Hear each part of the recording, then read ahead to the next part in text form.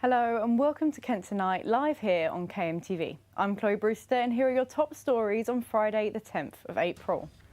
At a cliff edge, Swanscombe residents lament as 3 years pass since catastrophic cliff collapse. By now, it's 3 years on. We should have at least a plan. And Cliftonville goes green, votes counted for Kent County Council by-election. Robert Michael Yates, Green Party candidate, 2068. And finally, Under the Sea, Chatham Historic Dockyard has launched an ocean exhibition to shine a light on the threats facing our seas. Here in Kent, we're obviously surrounded by the sea, so it's incredibly important to our heritage and to our community.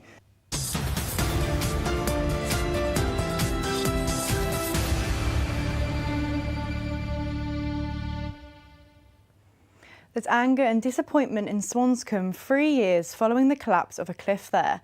3 years ago today, a chalk cliff catastrophically collapsed, taking out a huge chunk of Galley Hill Road in Swanscombe. The closure has caused huge disruption to the lives of local people who still face a road closure at the site. Residents face the prospect of yet more years before they'll see it fixed. Local Democracy reporter Ollie Leader went down to find out more.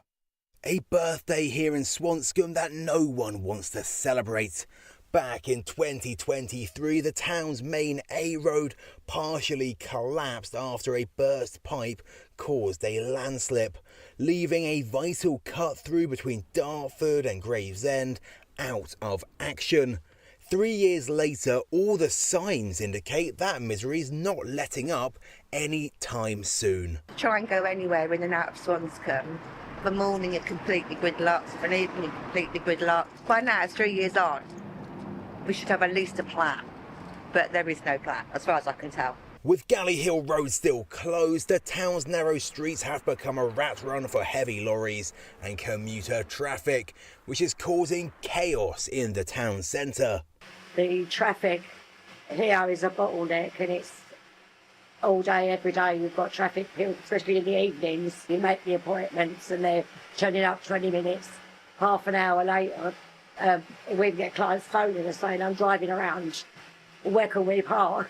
Get lorries come down the road and they get blocked and they have to reverse and go all the way back, so it's a nightmare, especially at peak times. Our deliveries are taking so much longer to get to our clients. Yeah, it's just really bad. I mean, it's 3 years too long. Solutions to the road closure are few and far between, with two options on the table to reopen Galley Hill Road. The first is to build a bridge spanning the affected area, while the second is to reinforce the chalk spine the road was built on in the first place. But either option will cost tens of millions of pounds, and patience here is wearing thin. It's an appalling situation. It takes a mental toll on everybody, and people do feel abandoned. That's the feedback that I'm getting. They're abandoned and no one cares. Kent County Council says they're working to mitigate traffic impacts in the area and are working on solutions to reopen the road when it's safe to do so. But with no end in sight, this is an anniversary that will be commiserated on for years to come. Ollie Leader on Galley Hill Road. A triumph for hope. That's what the Green Party have labelled a huge win at Kent County Council by-election today, turning the electoral tides against Reform UK nearly a year on from their landslide win in the local elections. But is this simply a protest vote against the right-wing populists, or do the Greens now have Kent in their sights? Local Democracy reporter Ollie Leader and Megan Shaw join me from Cliftonville now. Hi guys, what was it like there today? Well, Chloe, first of all, it was an early start for us, quite a long drive as well to Cliftonville. And when we got there, the hall was busy. It was in a sports hall. We got there around 9:30 and the votes were being verified from the night before. Around 10:30, they started counting and the piles were getting higher and higher, particularly for Greens, of course, wasn't it, Ollie? Look, Chloe, Meg, this was an extraordinary day in Kent's politics. A lot of gloomy Reform UK faces. Senior figures, Linda Karen, the KCC council leader, was in the room. I think she was probably hoping for a slightly better result. The Greens beat Reform UK by 301 votes. It's a major upset. We're in a windy day here in Cliftonville, but the real winds that are changing are the political winds. And we can see that moment as it happened in the hall. Robert Michael Yates, Green Party candidate, 2,068. There were 8 spoiled papers. A huge result in a Thanet by-election touted as a referendum on Reform UK's first year at Kent County Council, with the Green Party Cliftonville candidate Rob Yates securing 2,068 votes. That's a 301 vote lead on the right-wing Populist Party. Called after the previous Reform UK councillor for the area was put behind bars for domestic abuse. The by-election was hotly contested, but political opponents say this was no sign of a deep local love for the Greens. This is, at the moment, this is a protest vote. I mean, the scary thing is the rise on the far left is obviously coming up.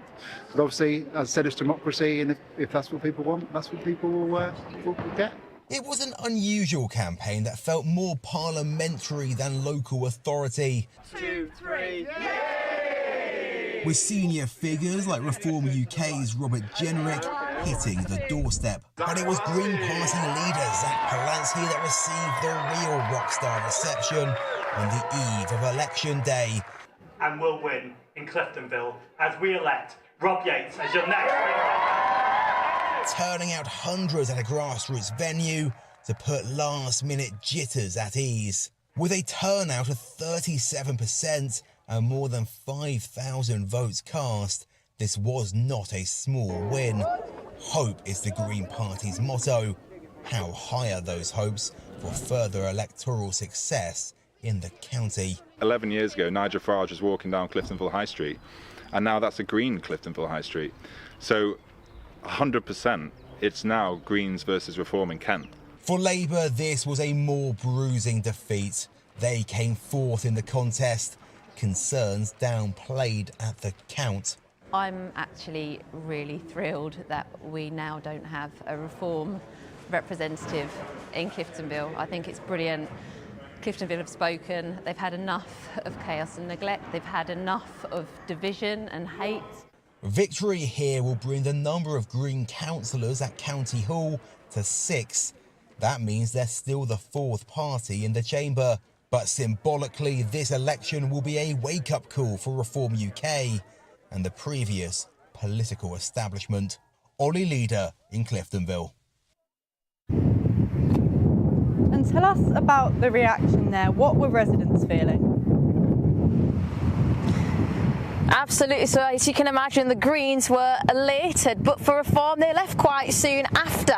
But I mean, for us, we're still going to be around in Margate because Zach Polanski is set to come and congratulate Rob Yates. Yes, well, he came down on the evening of election day, 11th hour visit. The room was electric where he's in. It's a real rock star entrance for the Green leader. Hundreds of people crammed in there. Maybe he'll be replicating that same sort of rally on the beach of Margate this evening. He's going to be on the steps. We'll be trying to get a word with him, finding out what this means for people here in Kent. But he ran off quite quickly last time. Maybe we won't be able to catch him this time around. Thank you so much for joining us, guys. Now, the owners of a new restaurant in Folkestone say they were left deflated after someone smashed the window of their venue just days after opening. Friends James Bicker, Holly Cottingham and Josh Cottingham welcomed their first customers to their business ahead of the Easter weekend. But just days into trading, a rock was hurled through the bar's front window in the early hours, causing £5,000 worth of damage. Kent Police confirmed it received reports of criminal damage at a business in Church Street, Folkestone, and an investigation is now underway. former partners of a carer who manipulated 3 men before falsely accusing them of crimes have now spoken out. Lauren Kinraid, 35, from Sittingbourne, has been put in prison for 4 years after making false criminal reports about previous partners, with one receiving 20 separate reports. Accusations included coercive and controlling behaviour and harassment, with Lauren sending herself fake rape and murder threats, pretending to be the aggressor.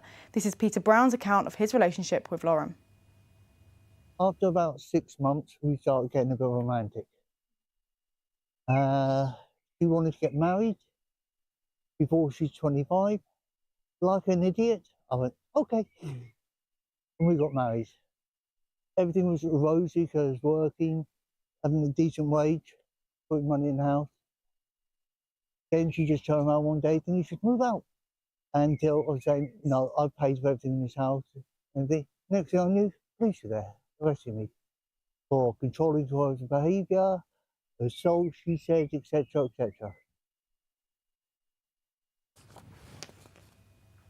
That's all we have time for, but now don't go anywhere. We had the chance to explore the wonders of the ocean at the Ocean Photography of the Year exhibition, as well as look at the various events held over the Easter. We'll also learn about the future of Bradley Dack at Gillingham FC, and we'll take a look at the weather. Let's hope it's as sunny as it was earlier in the week. I will also be speaking with Lily to delve into how spring affects mental health and how staying inside may cause issues with mental health, as well as different Easter events. We'll also be meeting veterans who are celebrating the first anniversary as Wigmore and Parkwood Armed Forces Veterans Breakfast Club in Gillingham held a birthday celebration. Thank you so much for watching. Come back after the break.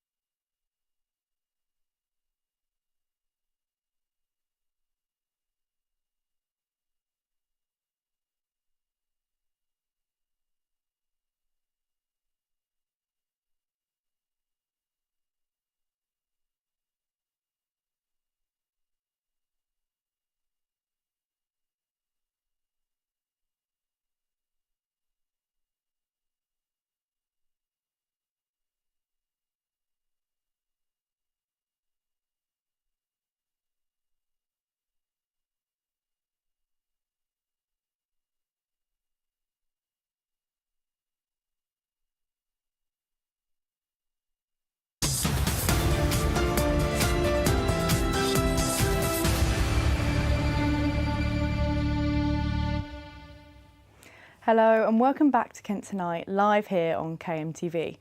First, usually known for telling stories of the Royal Navy, Chatham Historic Dockyard is now diving deeper, exploring life beneath the waves this time. The Ocean Photographer of the Year exhibition is open to the public until the 31st of August, showcasing both the beauty of our seas and the threats they face. The competition is run by London-based Oceanographic magazine and co-presented with Blancpain as part of its ocean commitment, supporting awareness, research and conservation. Maisie Walker has been beneath the surface to find out more, and let's see what she discovered.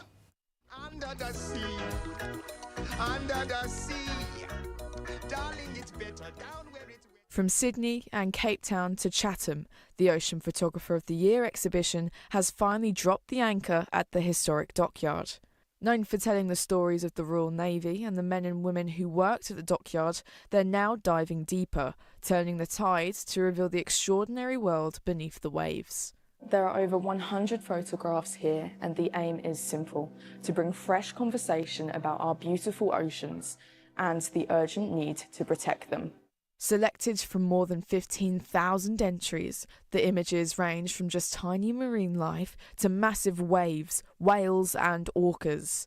The Ocean Photographer of the Year was established to celebrate our blue planet, while also highlighting the many plights it's facing. The competition is run by London-based Oceanographic magazine and co-presented with Blancpain as a part of Blancpain's ocean commitment, which supports awareness, research and conservation efforts. So the exhibition showcases obviously incredible photographs of with people with incredible skill at taking underwater photography. But there's also a really powerful and important message about ocean conservation, about looking after our oceans. Some of the images in the exhibition are quite upsetting, but obviously incredibly important still at the same time. Here in Kent, we're obviously surrounded by the sea, so it's incredibly important to our heritage and to our community. We've got a number of interactives and objects on display in our orientation gallery as well.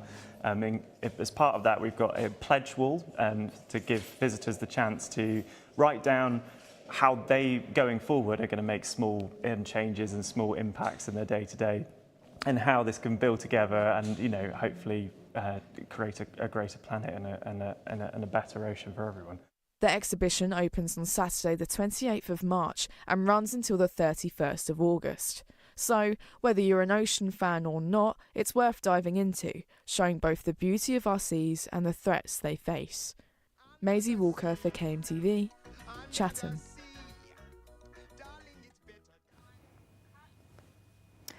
Gillingham have announced that star player Bradley Dack is staying on for another season. The 32-year-old has been a standout performer for the Gills during what has been a difficult season. Dack is currently the club's top scorer, scoring 7 goals this campaign. His new deal was announced by the club in a social media video as part of their drive to try and sell season tickets for the 2026 to 2027 campaign. The attacking midfielder says he's really happy with his new deal and that the club means an awful lot to him and his family. And now it's time for the weather.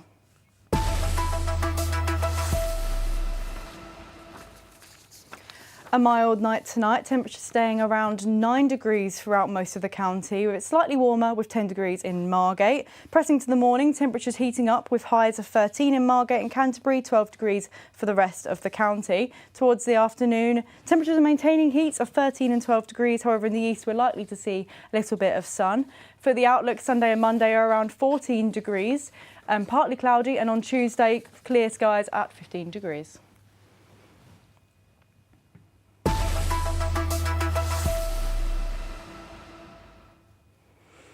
As spring begins to blossom, the warmer weather plays a bigger part on our mental health. I was joined by KMTV journalist Lily Heath to find out earlier. We'll come back to that in just a minute. Moving on.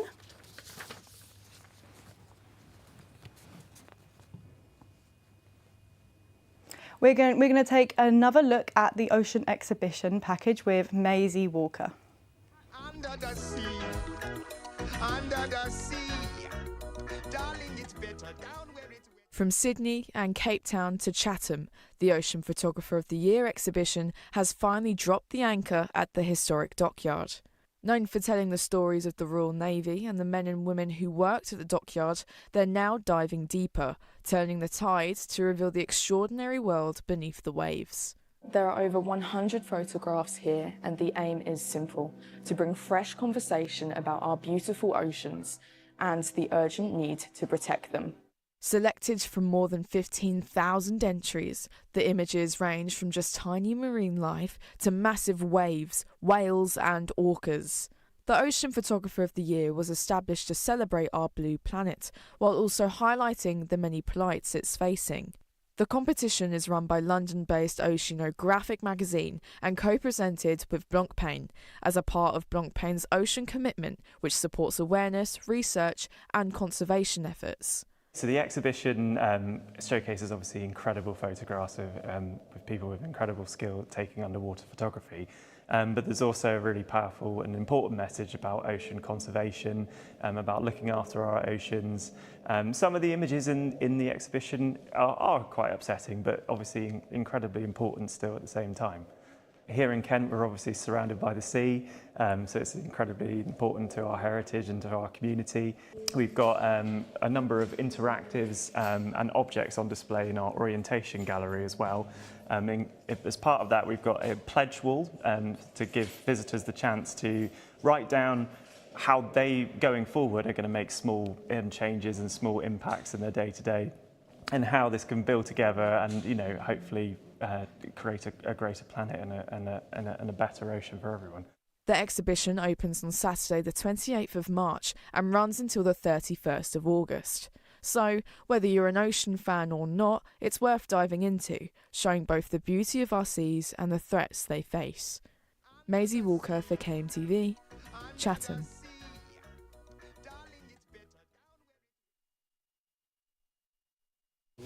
And finally, we're joined by people from the Veterans Breakfast Club, and you've been celebrating an anniversary, I understand. Can you tell me all about that? Yes, so we, Lee and I run a Veterans Breakfast Club in the Wigmore area, and we've just celebrated our very first year. Wow. It's been absolutely amazing. We've been supporting veterans and their families for an entire year now. We've managed to raise a little bit of money to support the charities themselves. It's been overwhelmingly positive.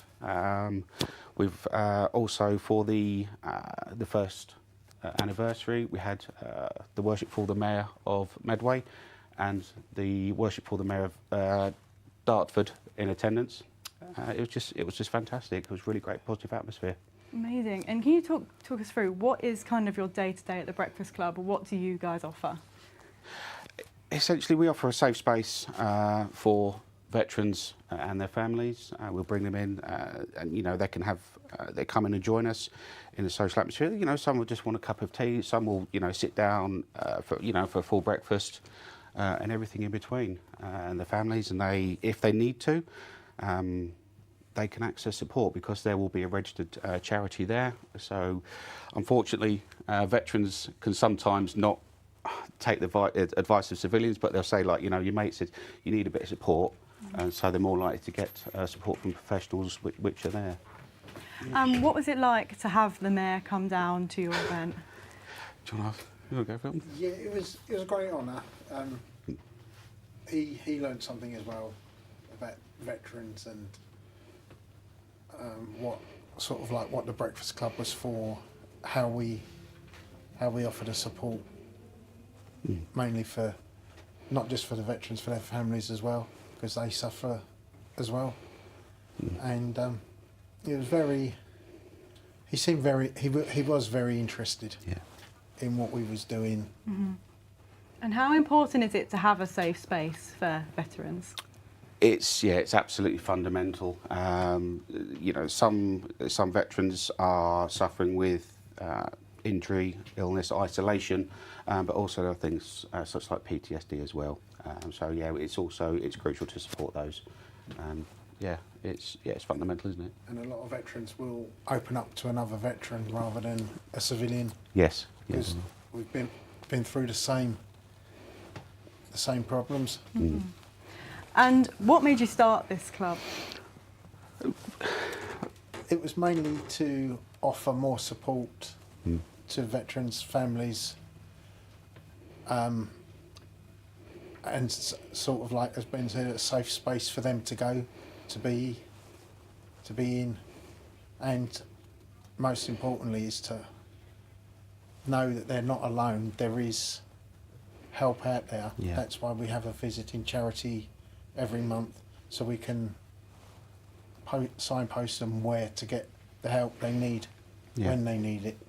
Mm-hmm. And how important is it to raise awareness of these clubs? Because, you know, lots of people, they may really benefit from something like this, but might not be aware of it. Yes, yeah, it's we need to let people know. Veterans and ex-service men and women and their families. We need to let them know. Look, you know, we're out there. Support is available if you need it. And yeah, please, you know, please just come along, say hi, have a cup of tea, have a breakfast. You know, we're here to help. We're part of the family. You know, the Forces family. So yeah. Mm-hmm. And thank you so much for joining us, guys. No, thank you for having us. Much. Now, you've been watching Kent Tonight live here on KMTV. There's more news made just for Kent throughout the evening. Don't forget, you can always keep up to date with the latest news from across your county by logging on to kmtv.co.uk. You can keep us on your social timelines by liking us on Facebook and following us on TikTok. And if you think you have a story we should be covering, then please get in touch. For now, thank you so much for watching. Goodbye.